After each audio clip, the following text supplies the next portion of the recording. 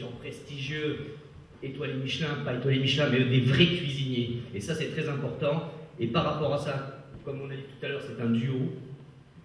Il y a le cuisinier, il y a le photographe. Et l'un sans l'autre, on ne peut pas faire.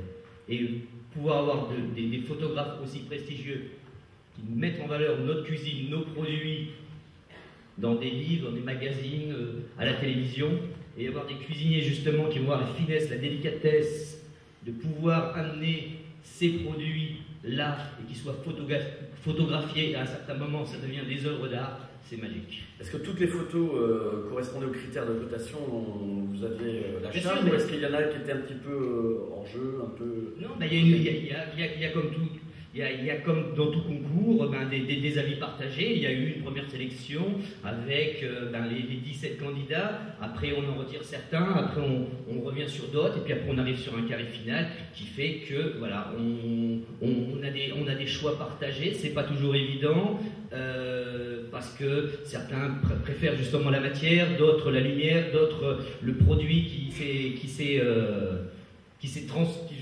transformé. Et bien sûr, à un certain moment, voilà, il y a discussion et bien sûr il y a vote. Ce skieur chevronné a rejoint les terrasses du Riage où il décroche 2 étoiles en 2002. Il est le vainqueur de l'édition de l'année précédente, de l'édition 2009 de notre concours. J'appelle Christophe Haribert et son photographe Pierre-François Colère.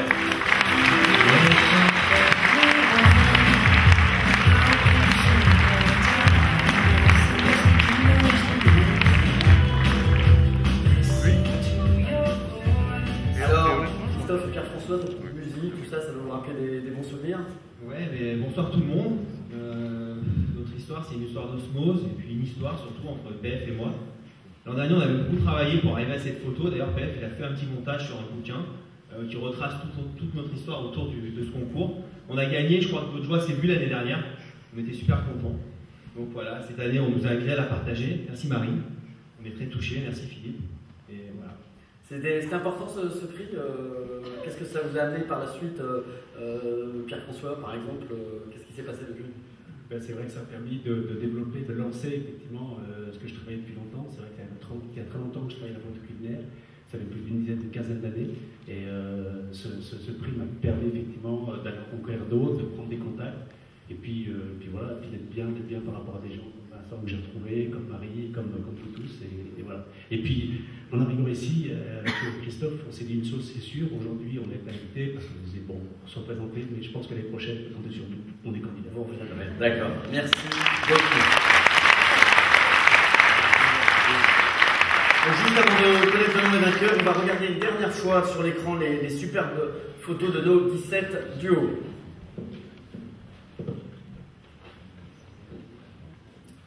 Les 17 photos, toutes plus belles les unes que les autres.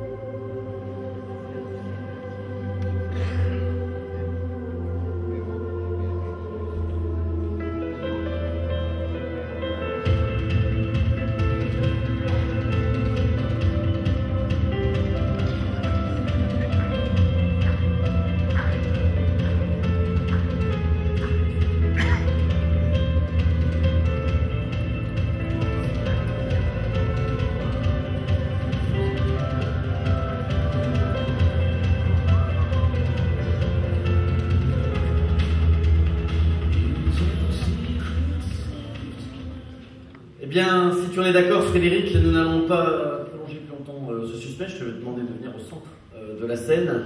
Je te propose donc de nous dévoiler maintenant le nom du chef et du photographe vainqueur de cette 3e édition de ce concours international de photos culinaires d'Oloron-Sainte-Marie. Alors, les gagnants sont Sylvain Sandra et Caris Solomon.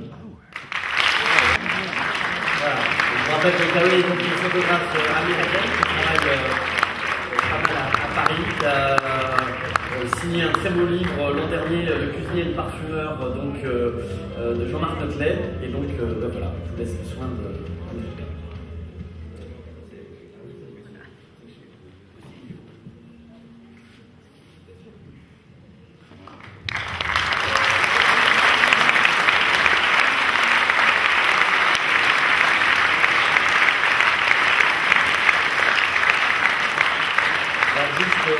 Un petit mot, Clary, par rapport à cette photo, vous attendiez peut-être pas forcément à cette récompense, mais à votre avis, qu'est-ce qui a fait la différence, quel était l'atout majeur finalement de cette photo?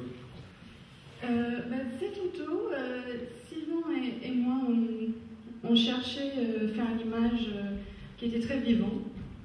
J'espère que ça se voit dans l'éclatement des produits. On voulait aussi faire quelque chose produit par produit, coûte. On est vraiment dans les belles choses.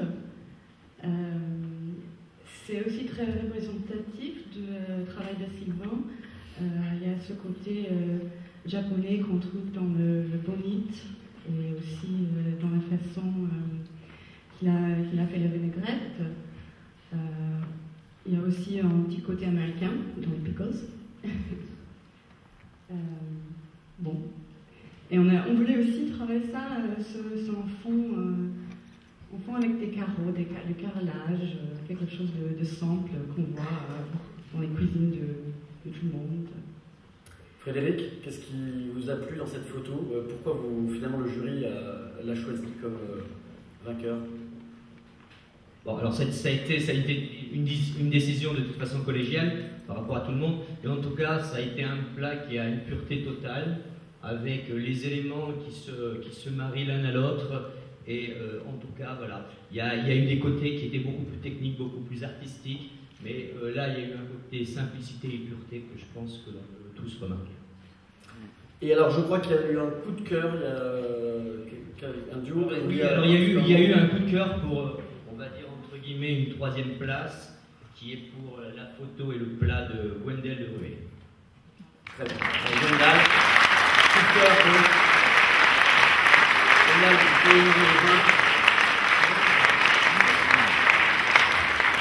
avec coup de cœur 2010, donc la photo de ce chef qui officie en République tchèque à Prague.